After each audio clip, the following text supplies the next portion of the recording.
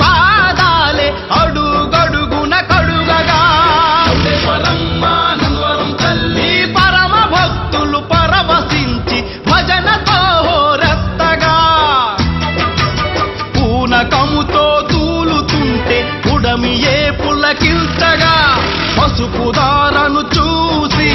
పంచభూతములాడగా నీ మెడలో మాలగా మారే పసుపు దారా